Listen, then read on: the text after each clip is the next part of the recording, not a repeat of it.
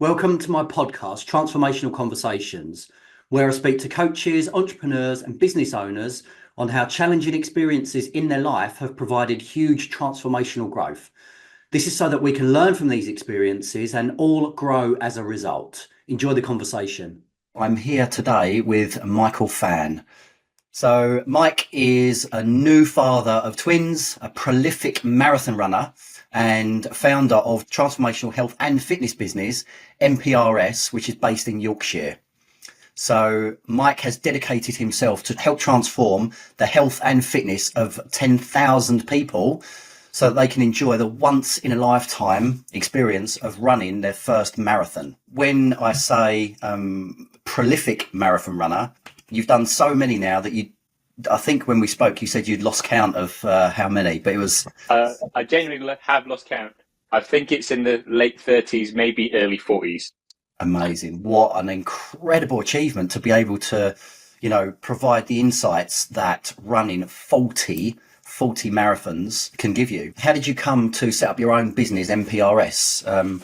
When we spoke, you said you'd actually you used to work as an investment banker, so it's a bit of a change of career for you there. My finance to fitness transformation.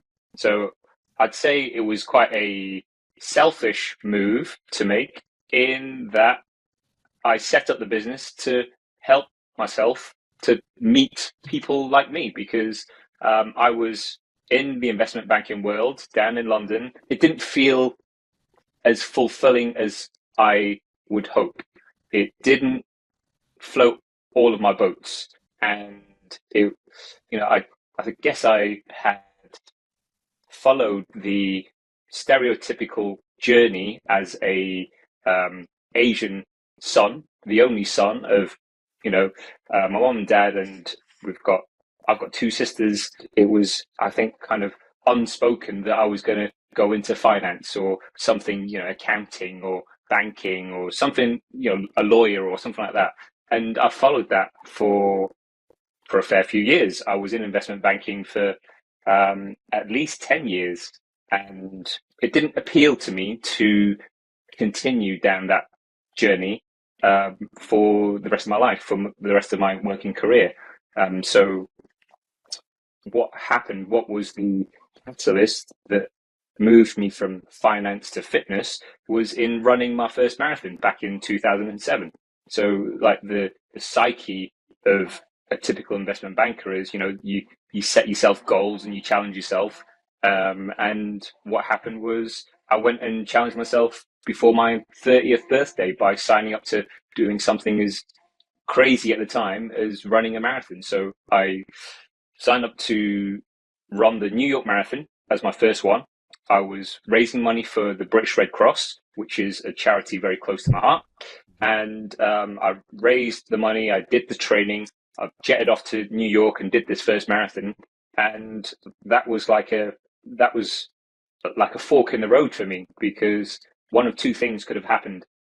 I could have gone, crikey, I'm never doing that again. Why put myself through that amount of pain and torture and everything to get to the end of the marathon? Or the second thing, which is what luckily happened for me, was I got bitten hard by the running bug. So I actually came home from New York. I was buzzing, like I found this new thing that lit me up when I talked about it, lit me up when I was doing it. It just felt like a calling, really. So I came back from that trip, and I basically made it more formal in terms of I went off and did my fitness qualifications. So I did my PT back in 2008, I believe, and I started training people, coaching people in and around the investment banking. So I was cut my teeth and learning my trade early mornings, lunch times, evenings, weekends, in and around the finance hours. And I'm not going to say that I jumped ship straight away in terms of from finance to fitness, but it took me a few years, but I eventually bit the bullet. And come 2013, so what's that? 7 years after my first marathon, I bit the bullet. I was like, if I don't do this then I'm going to regret it. So I handed my notice in. It was 3 months notice, and I left London. I left the career. I left probably to the chagrin of my parents, who had, put me through all the education and everything.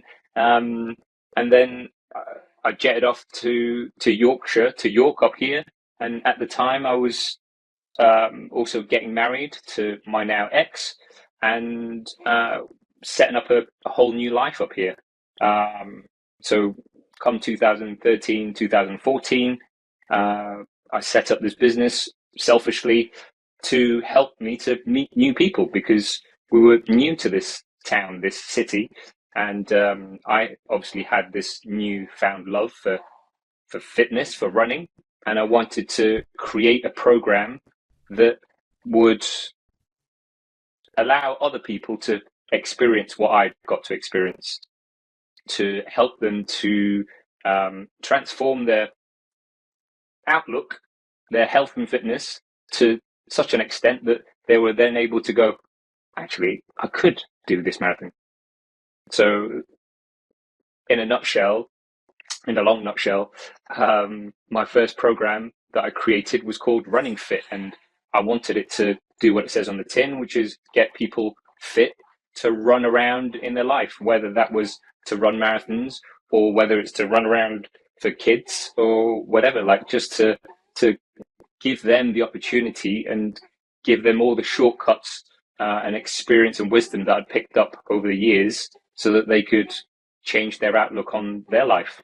I just want to say, sometimes we're not aware of it, but it's an incredibly brave move to leave the industry that you're in and follow, your passion, your life's passion, something that you're super passionate about, where you're actually helping other people. I think a lot of people fall into like the lifestyle of, working for an investment bank, earning lots of money, fulfilling their parents' life dream, or their parents' desires and wants for their children, rather than actually following what you're passionate about and what the individual actually really, really enjoys doing. Yeah. So that's a hell of a lot of change for you over that period, from between, I think it was sort of 2008 up until 2013, I think you said. Going back to like your first New York marathon, what was that marathon like for you? And, what sort of time did you get? How much training did you do for it? And, what was your one big takeaway from that experience? Training wise, I kind of did it off my own back. I didn't seek any help. I think I just kind of downloaded some free plan that I found, followed it as best I could, but I basically kind of winged the training, if I'm honest.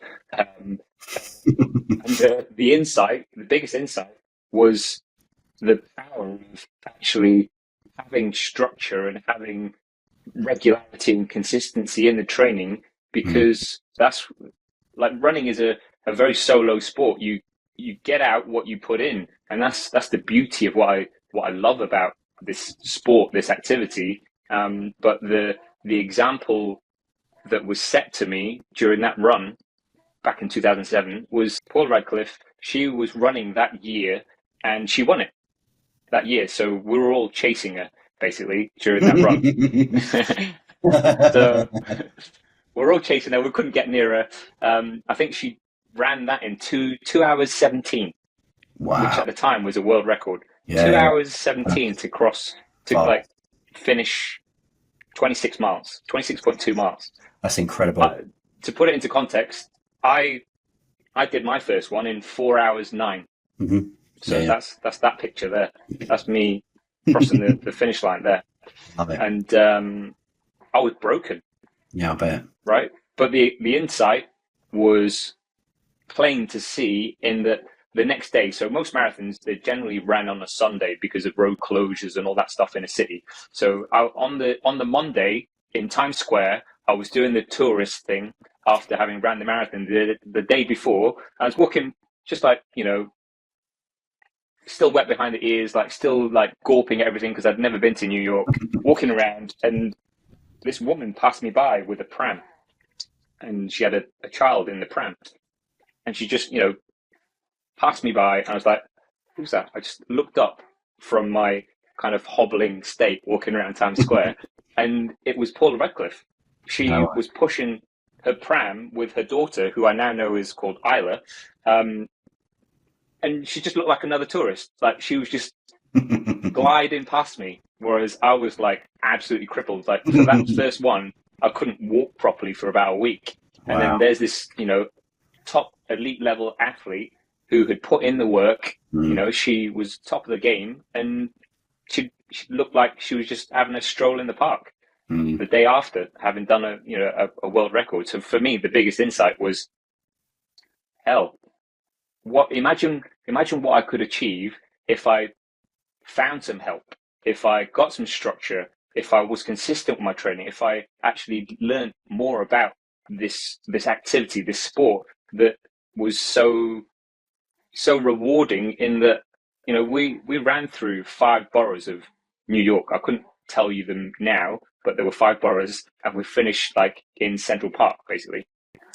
And through that journey, through the 26 miles, it is punishing. Like your body wants to give up from about mile 20, because it's generally the furthest that you will have ran in your training. And then it switches to like, it becomes a mental game. It's like telling yourself that you can keep going, or willing yourself to keep moving, even though it feels like you're moonwalking and going backwards, or kind of running through mud. So crossing that line, it's all a bit of a blur, in that I probably couldn't remember bits of the run, but I remember crossing the line and just punching the air. Like there's just so much satisfaction, elation. There were so many tears. It was just like an emotional 26.2 miles. And then to know that I'd, 1, raised the money for the charity, and 2, done this thing that I thought was impossible to start with, was just like life affirming for me. Like that was a transformative moment in my running career, I guess. Yeah, I bet. Like, and how, I'm not going to say fortunate, but like inspirational and synchronistic to have seen Paula Radcliffe at that very moment that you were, just walking through Times Square. To see her at that moment inspired you to, discover ways of, or just then figure out for yourself ways of training better, of then being inspired to help other people and set up your business. Like, I really feel like poignant moments like that are life changing. They are, the things that help us understand how much better we can be, how much stronger we can, how much more we can achieve. Yeah, I see that as like a sliding doors kind of moment, right? Yeah. Right. I could have turned any different way that day, and we would never have, our paths would never have crossed. And I know from our conversations we've had, Spence, in terms of how many sliding doors kind of lucky moments that you've had in your journey, in terms of you were in one particular industry, and now you're in the health and fitness space, right? It's Exactly. like, what could I ask? What has been one of your standout synchronistic kind of moments for you? I'm in a space at the moment where I'm getting so many synchronistic experiences that it just literally blows my mind, and I'm in awe for a few minutes, just thinking like, how can this, like, how does this, like, life work, and how comes these things are happening to me? One that happened to me a few weeks ago, I've been sending quite a lot of outbound messages, and I decided to send a number of messages to one particular name, which was Gary, which is an unusual name, and I just plucked it out of thin air. So I sent out 75 messages to all these different Garys, went to meet one of my friends, and when I got back in the car, sort of half an hour after sending all the messages, maybe an hour or something like that, I thought I heard the name Gary in a song, and I was like, nobody sings about the name Gary. And it was, I turned the radio up and I took a picture of it on my phone. There's a song by the Blossoms called Gary, and I sat and listened to the universe singing a song back to me about Gary and all these messages that I'd sent that very morning. These synchronicities and these, like you said, sliding door moments just seem to happen all the time for me at the moment. It's really interesting how the universe speaks to us if we're listening and if we're paying attention. And it sounds like you were paying attention when you saw Paula Radcliffe with her daughter in New York. You left London and moved to York, and that was another transformative move in itself. Like in terms of leaving that circle of friends, but leaving that life behind, and having to become a self-employed, relying on myself entrepreneur, I guess, in terms of creating a business that allows us, right, to create something out of nothing. Like Exactly. Yeah. the concept, the business, the programs that I run, that you run, they were just kind of sparks in our heads at some point. And then what we've done is we've taken those and made them into reality. And that for me is transformation. That for me is the important piece about like changing someone's life, like allowing yourself to, one, dream, but secondly, doing something about it. Exactly. And that's what I've learned over the years, in that I want to give back to what running has done for me, but I also want to give back in terms of helping people to not tolerate living a Groundhog Day for the rest of their life. For those people that want to change, I'm here. I'm here with open arms. I'm ready to help. And it's just about speaking to people, having those conversations, and that's where it started. Like when we got here to York, we didn't know anyone. I didn't know anyone, and it was about just putting feelers out there, putting myself out there, and like stepping into a different identity, because I was stuck behind a desk crunching numbers and looking at legal documents and all that kind of stuff in the investment bank, and looking at spreadsheets. I still look at spreadsheets now, but in a different way. But it was just, it's now very much a relationship kind of business, whereas before it was a very, very much a transactional kind of relationship. Definitely. I think like you describing creating, something out of nothing, and creating a business and creating programs and all that is the for most people, that's the definition of, or it's not the definition of creativity, but that is the thing which humans are most on this earth for, is to be creative. And sometimes, like you said, we get stuck in transactional experiences, and we're just working for, in order to earn money in exchange for our time. And what we're doing is we're creating experiences for people, and life-changing experiences, and transformational, moments in their life where they realize that they can achieve more, they can be stronger, they can be healthier.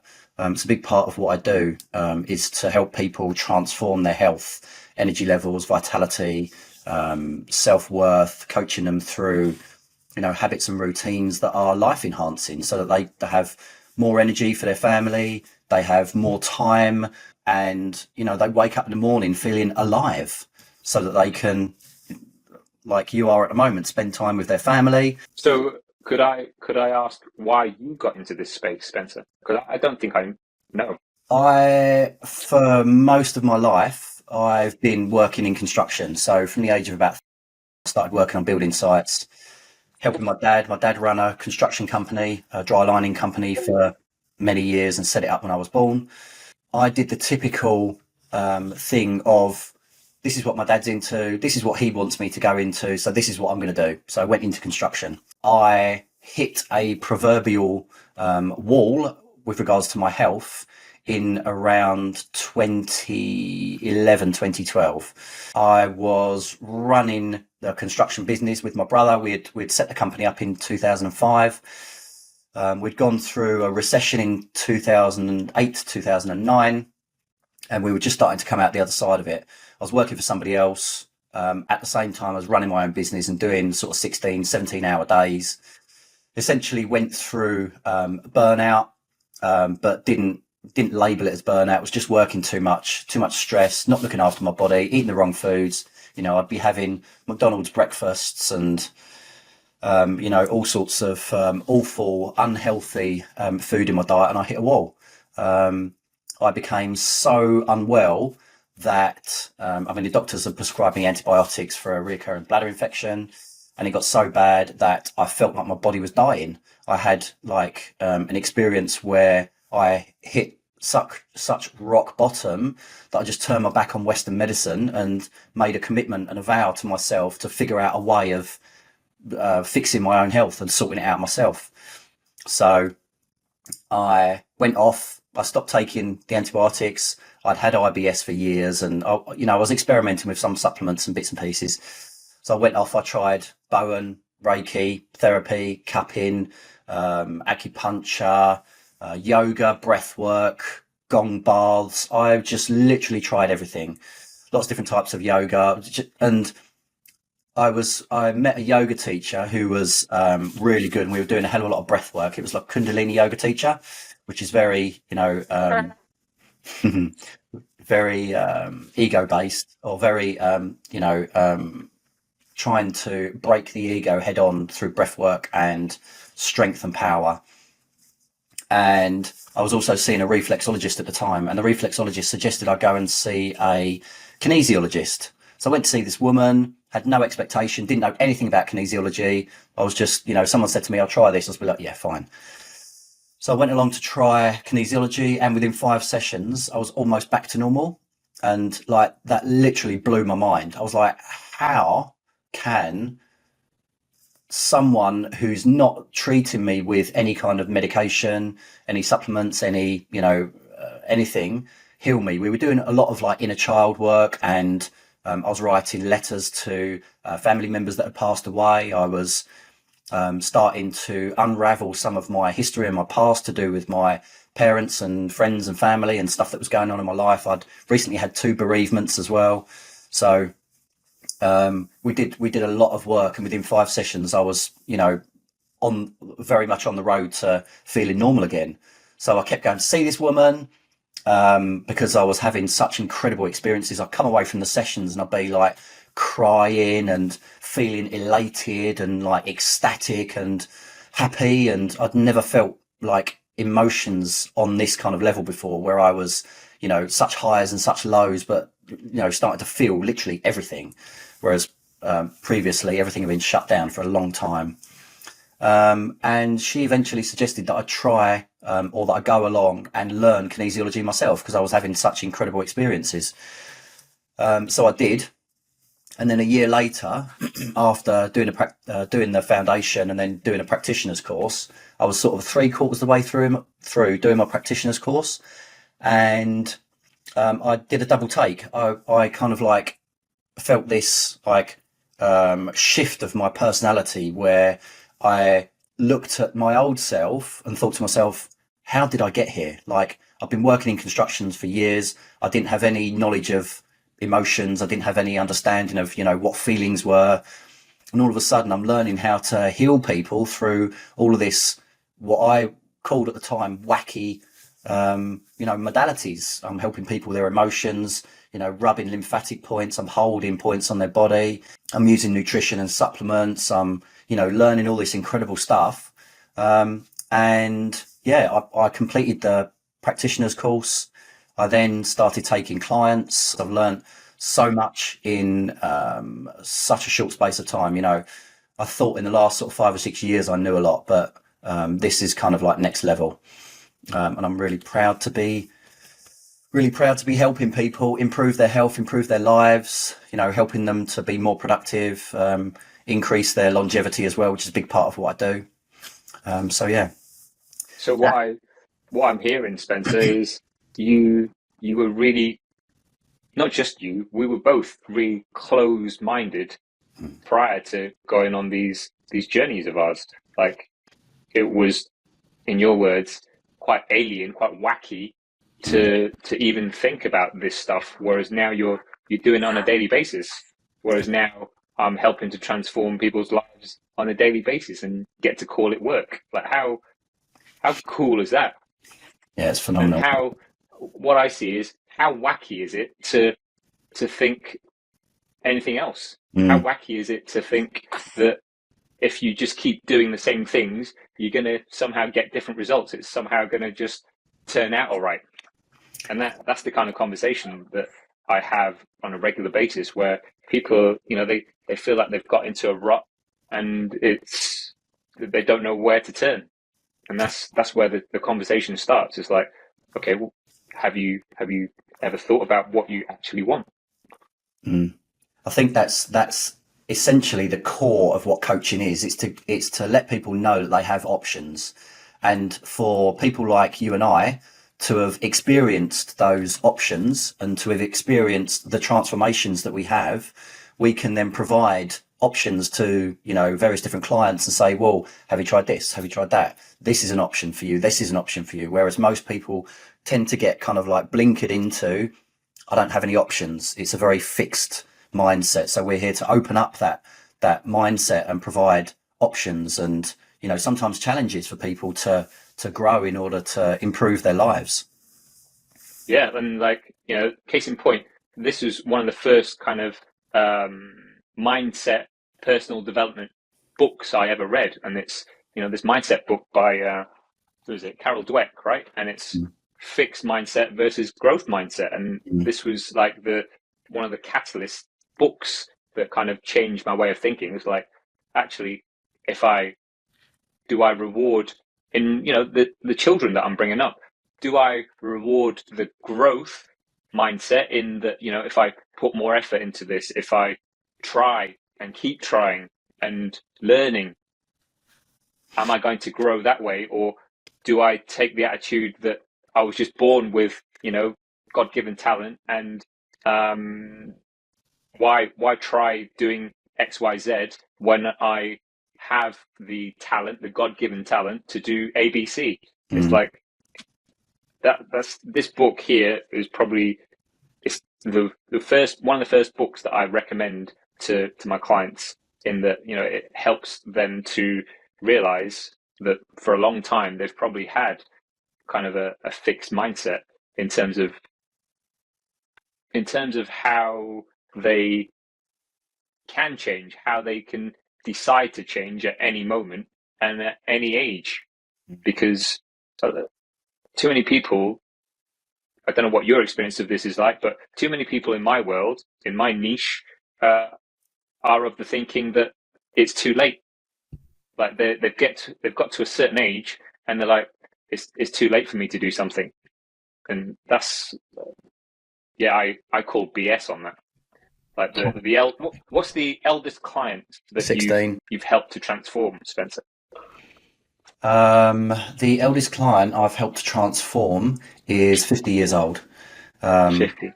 Yeah, and they've gone through a huge life change with regards to their energy levels, their vitality, their longevity as well. From personal experience as well, we're only as old as we think. We're only as old as we believe that we are. Like you just said earlier, yes, I totally call BS on age. Age is just a number. I started Brazilian Jiu-Jitsu 2 years ago now, and it's a very physically demanding sport, very physically demanding. And I'm competing with 20, well, some of the guys in the class are like 17, 18, but most of them are around sort of 20 to 25, 30 years old. And I'm competing against them. Yeah, maybe it does take me a little bit longer to recover, but I think going back to something you a similar point on this that you mentioned earlier, I think society and our culture imprint and keep teaching us that natural talent is something that we're gifted with, and I don't believe that 1 second. I believe that anybody can be trained to do anything with the right coach, with the right trainer. Yes, sometimes people do have physical attributes that are more predisposed to certain sports, but that doesn't mean anyone can't be a high level athlete in whatever particular sport they decide to train in, be it marathon running or increasing their longevity, or becoming a swimmer or doing Brazilian Jiu-Jitsu. Yeah, there are certain advantages, but that doesn't stop us performing at a very high level from working with coaches like you and I, so that they can work on their habits and routines and practices so that they're fitter, stronger and healthier for, whatever task or whatever experience they want to achieve in life. Yeah, totally. So like with that, Spencer, like where where do you start? Like what would you say is the most important thing that one of your clients gets right first in order to begin this transformational journey with you? What where would you start? I would start with mindset and helping them to understand that they don't have a fixed profile. Everything's malleable if they, one, think in the right way, and two, set up the right habits and routines. There's a particular book that I recommend to most of my clients, which is called Letting Go by David Hawkins. I suspect it's very similar to the book that you suggested, that you recommend to your clients, which again is about having a fixed mindset, knowing that the first port of call is being able to understand that letting go of previous belief systems, thoughts, behaviors, identities, routines and habits, being able to surrender and let go of those ideas that we have enables us to shift and start to grow and transform and improve our lives in the most incredible ways. Beautiful summary of where you would start, right? And would you say that that was your experience? Like how hard was it for you to let go of the construction identity? For me personally, it was actually quite straightforward. Because where I had done so much personal development work over the past 10 years, I had almost formulated my own way of surrendering and releasing and letting go of previous identities, previous belief systems, previous patterns. So it's almost as if I was building up to that moment where I'd built a practice of learning how to physically, emotionally and spiritually surrender parts of myself in order to, let that go so that I can move forward with a clear energy field, a clear mind, clear emotions and stuff like that. Yeah, I've done a lot of personal development work over the past 10 years in order to get to that point. So, which is why I recommend this book.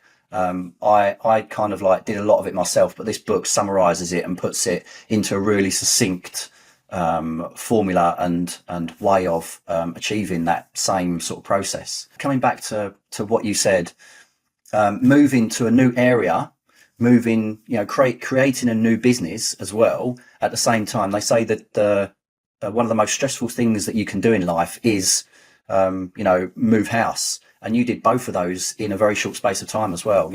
Leave your job. And I was getting married. And triple whammy. Triple whammy. How did you handle that change, that transformational, that identity change? The moment when I handed my notice in and I told my boss I'm leaving because I want to follow this path and go and do my own thing, was like there was no turning back from that. Like it was in me deciding that yes, I was going to turn my back on the friends. Yes, I was going to turn my back on the comfort in terms of the income and the industry. There were many positives of being in that industry. We played harder than we worked, shall we say?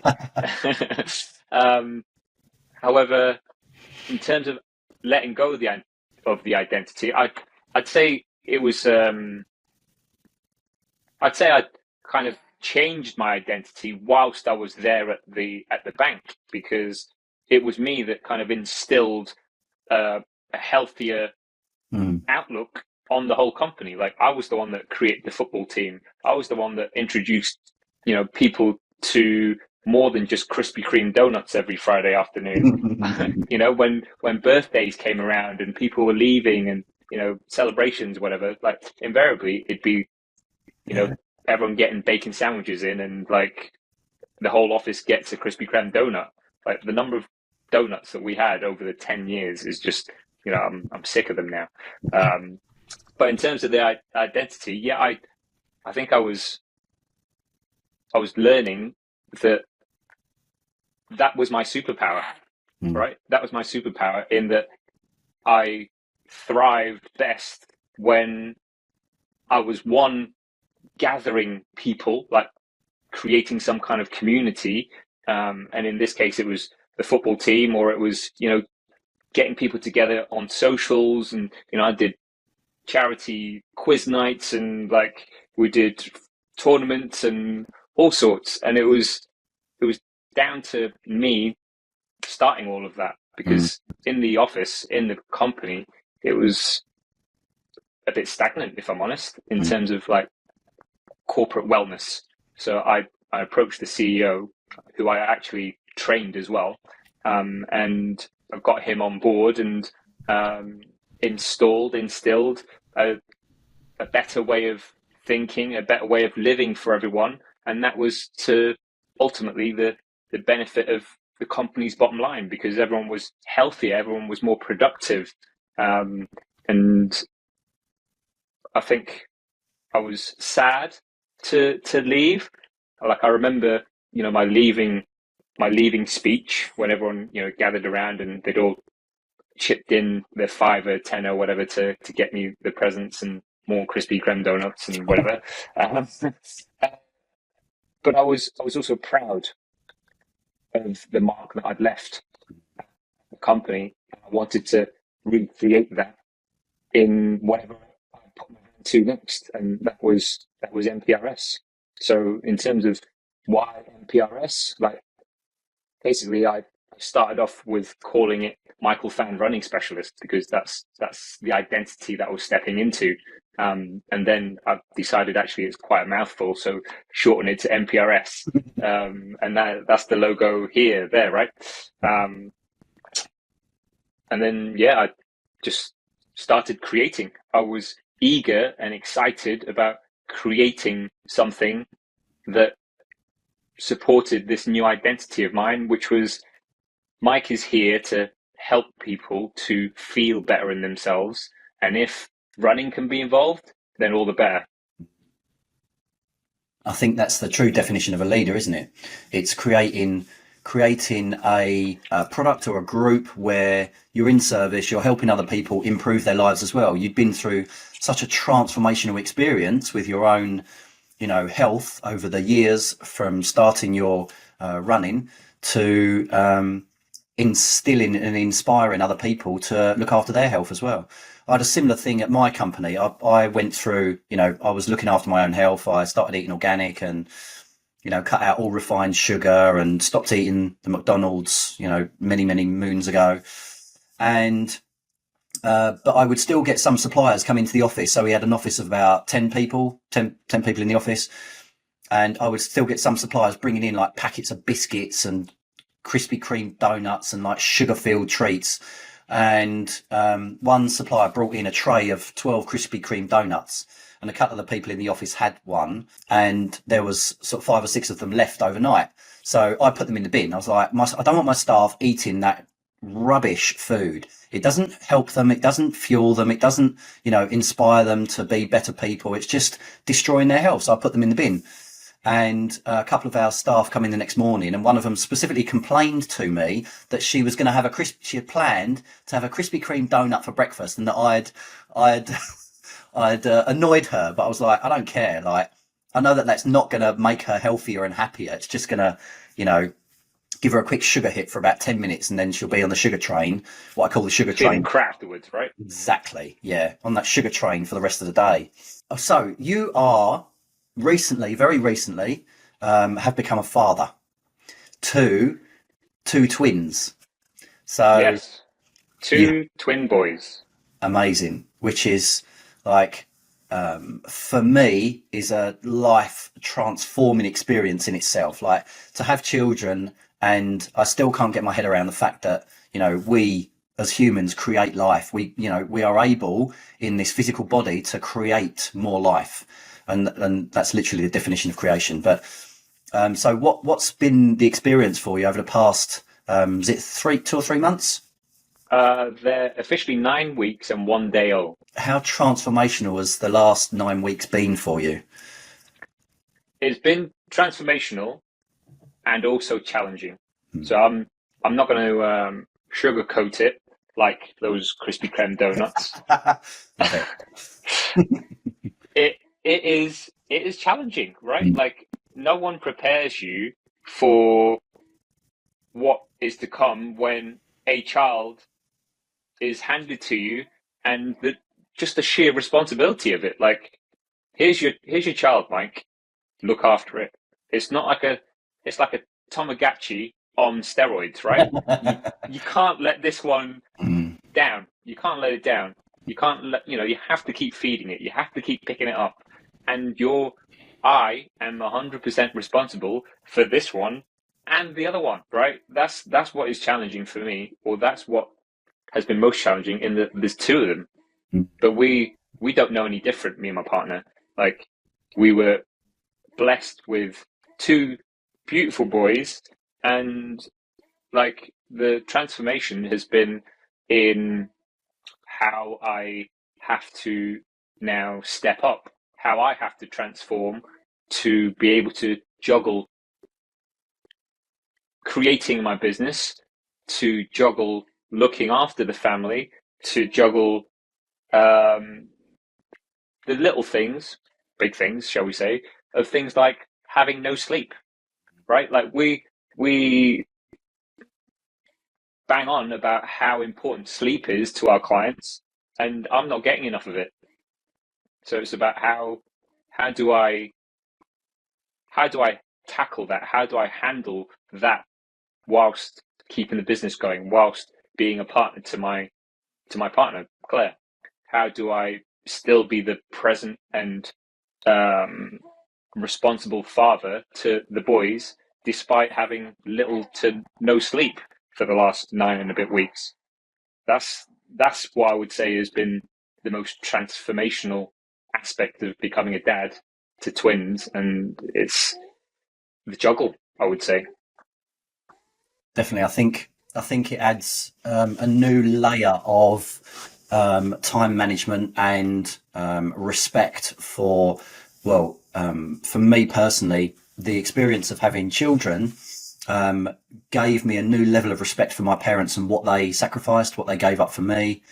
The challenges that they faced. It gave me insight into what people actually go through when they do have children. So how about for you, Spencer? Like, how transformative was your experience when your daughter came along? So my daughter is 8 now. She'll be 9 in about a month's time. So we had, because of what I went through health-wise, we decided to have a natural home birth, which was the most incredible experience, to be at home in our own environment where there was no distractions, there was no, machinery, there was nobody else to get involved, just us and the midwives. It was a life transforming experience. I vividly remember the moment of my daughter being born, and that will forever be etched on my consciousness of the moment that she came into this world. I feel as though actually moments like that create kind of like life defining and life enhancing at the same time. It's almost as if my life from that point onwards has been, or like time is being measured from that point onwards, because I'll never forget that very moment. I think there's probably like 5 or 6 moments in my life that I vividly remember exactly what was happening at that moment in time, and that's one of them. I think probably the early years of my daughter being born, I had to become very comfortable with rejection. So I don't know if it's the same with having two, but having one little girl, there's moments where I was being rejected quite a lot by my daughter, because she just wanted, for the first sort of 2 years or so, children mostly want their mother because they're so intimately connected and attached to the mother, because obviously they're providing food, they're providing comfort. So a lot of the time, I'd be given my daughter, but she wouldn't want me. So I'd feel a bit like disconnected, and I just kind of got used to the rejection. And then after a while, I think probably around the sort of the 18 months to 2 years mark, maybe, where they start walking a little bit more and becoming a little bit more independent, then it goes the other way, where they're very like much more attached to me than my partner, than my ex. So it's very like to be aware of the experiences and the feelings that are coming up, and to be okay with experiencing those without attachment to them, so that we can just observe them and witness them without, why does she not want to be with me? What have I done wrong? Have I said the wrong thing? Am I, behaving in the wrong way? I think just being accepting of that's just, not taking it personally was a big part of my daughter's early years. So what you're talking about there, Spence, is about you not creating a story around it, right? Exactly. Not writing a story that somehow your daughter would never want you. It was just a situational. It was situational in that it was just your daughter's instinct is to reach for the comfort which was given by your ex in terms of the maternal instincts and like the hormones, basically, right? It's like they're driven so much by just surviving and feeding, eating, sleeping at the time. Yeah. And we have such an incredible relationship now. I mean, we're really close, and we spend a lot of time together. She's an incredible little girl. So, I'm really excited for you to be going through what you're going through. Yes, it is tough and very challenging in the early years, but it does get easier, as everybody keeps saying, I'm sure, to you. I hope so. I hope so. Yeah, man.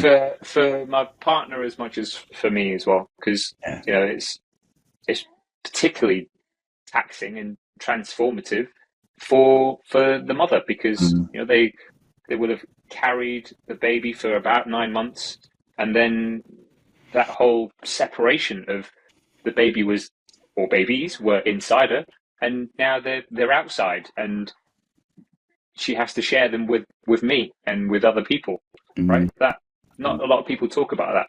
Yeah, totally. Yeah, again, it's the process of not taking it personally and just being comfortable with being aware of what's coming up, and not, like you said, not creating a story around it. It's a powerful way to live and to bring children up as well. Definitely. Yeah. But it's these stories that I delve into with clients when it comes to helping them to transform. It's like, let's see where you're at right now. Let's understand what stories you're telling yourself, and let's delve into the truth behind any of these. Are any of them true? And how can you see how they will have helped hold you back, or how they will have sculpted your behavior? So can we address these? Can we come up with a plan? Like, it's quite a masculine psychology, or psychologically masculine, shall we say, to want to have a plan and fix things, and like that lends itself to being quite a simple process. Not easy, but simple, in that you have a client in front of you, and you just have a conversation. You just have it's a relationship that you're creating and building, and trusting each other to impart and share what is really going on in your life, so that then you have the benefit of a coach's eye to show you the blind spots, to show you where you're leading yourself, to show you how you're talking to yourself, because that is often the biggest piece of this transformation. It's how you think about yourself when you're by yourself, or how you're talking to yourself in your own head, because that defines and determines your whole being, your whole life, I think. Definitely. That's a really insightful angle to bring to running, coaching, transforming ourselves as well. to be able to have, someone to point out the blind spots, like you said, and give us coaching on the areas where we need it around habits and routines as well is a big part of, I'm sure it's a big part of what you do. So how we're kind of coming to the end of our time together. How can people get in touch with you? Where can they find you? And what's going on for you at the moment? Do you have any promotions or anything you'd like to speak about with regards to MPRS? Appreciate that, Spence. Where everyone can find me, I'm most active on Instagram. So my handle is at Marathon Phan. Marathon, Marathon, Phan spelled Phan. And in terms of what is going on for me right now, I am in search for people who want to go on a journey and take their own health and fitness from zero to marathon.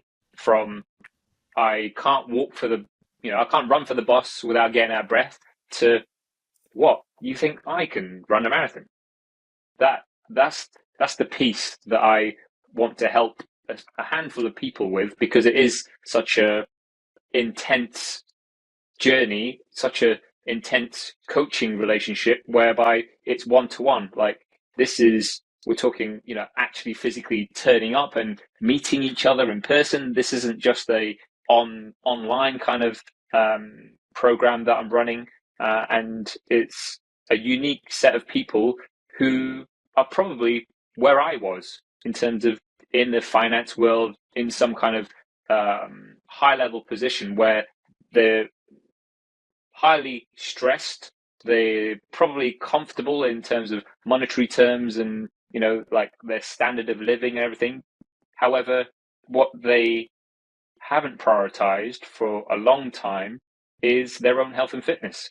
And, for a certain number of people, they've said to themselves, maybe one day I'll run a marathon as a bucket list thing. So it's those people that I'm looking for right now.